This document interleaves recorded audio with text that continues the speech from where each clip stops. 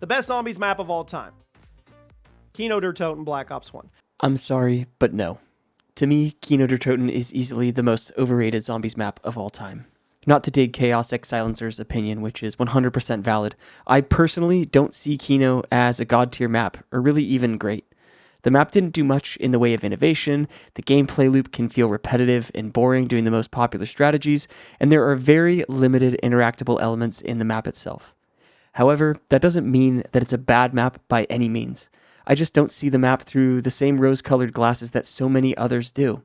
So let's take a look at why I believe Kino der Toten is the most overrated map of all time. Let's first start by taking a look at what the map does well.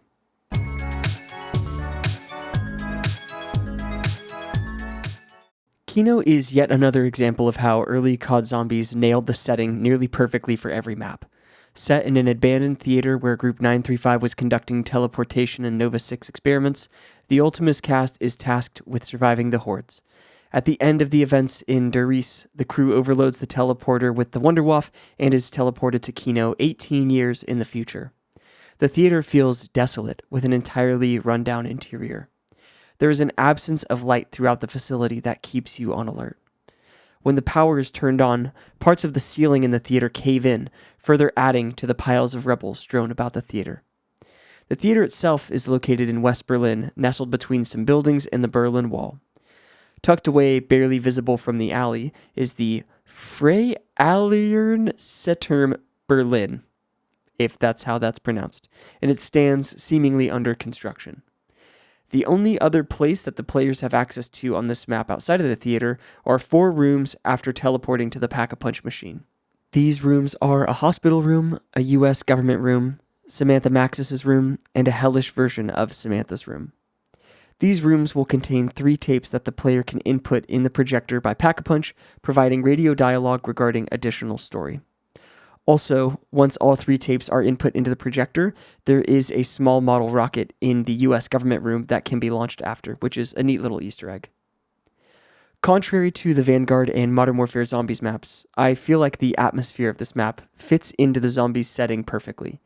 The immersion of the atmosphere, combined with the attention to small details, proves that Treyarch was at its best during the early days of zombies. Even the new Black Ops 6 maps still feel to me like they just don't nail the atmosphere like Kino did. Another thing that Kino did extremely well was the Wonder Weapon. The Thundergun was initially released on Kino and it is a fan favorite to this day. This absolute beast deals infinite damage and can take the player to as high of a round as they'd like to go, so long as they can conserve ammo. With 2 shots and 12 reserved unpack-a-punched and 4 shots 24 reserved pack-a-punched, players on higher rounds can easily find themselves running empty. If you are somehow living under a rock and don't know how the Thundergun works, it shoots a jet stream of compressed air, killing zombies close range and sending the mid to further range ones flying. The Thundergun would go on to be featured in a few future maps, however, it really does fit with Kino perfectly.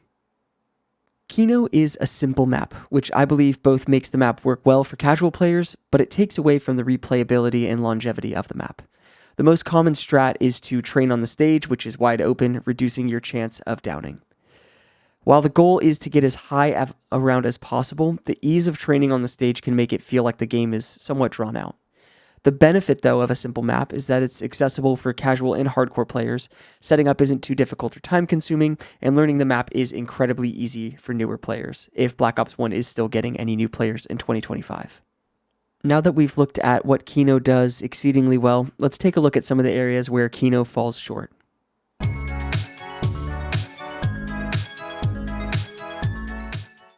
The only real innovation that was made on Kino was the introduction of the Thundergun, the fire trap, and the turret traps. While Kino is technically the first map to have Nova 6 crawlers, it's very clear that those were intended for 5 and that they brought them over to make Kino fit the Black Ops 1 game engine more. Additionally, Kino was the first map to have the solo quick revive system, although this was more of a game-wide change, which could also be credited to 5, as they were both available as on-disc maps. We've already established that the Thundergun slaps harder than O.J. Simpson, but really the only other new features brought to the table are traps. I just don't see the innovation as being that groundbreaking. I also do understand that Kino was made for World at War, but still, we really didn't make much progress with this one. As I mentioned previously, Kino is incredibly simple. so simple that players run the risk of getting bored quickly and feeling like the gameplay loop is too repetitive. To unlock Pack-a-Punch, the players literally only have to turn on the power and link one teleporter to the mainframe pad in the lobby, which is a straight run away from the teleporter. Compare this to Doris, the last map on World at War, and the one immediately preceding Kino, Ascension, which has the player leaking 3 teleporters or lunar landers to the mainframe with a 1-minute time frame to get from the teleporter to the pad on Doris. This system on Doris felt like it worked so well, and to make Kino's setup process 3 times easier just makes it feel like I'm being spoon-fed baby food. Lastly, Kino doesn't really offer any interactive elements that other maps did around this time. 5 had elevators and teleporters to random areas of the map, Ascension followed Kino and had the lunar landers, rocket launch scene to open Pack-a-Punch, etc. This isn't as much of a big deal as the other 2 shortcomings of Kino, however it would have been beneficial to Kino's gameplay loop to add some interactivity outside of just the basic weapon, perks, and Pack-a-Punch setup.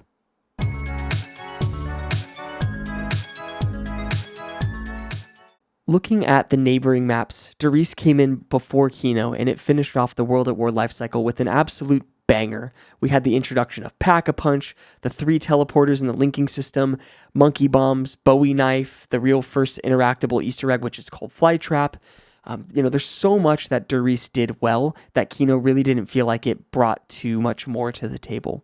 The introduction of Pack-a-Punch on Doris changed the course of COD Zombies forever, and that map will forever go down as one of the GOATs. Ascension came in immediately after Kino, and it brought in the black and white color scheme until the powers turned on, Gersh device, lunar landers, new perks, and the first full Easter egg quest. Ascension brought so many more innovations to the mode that I can't help but pick it up every time over Kino if I'm feeling like booting up some old school COD Zombies.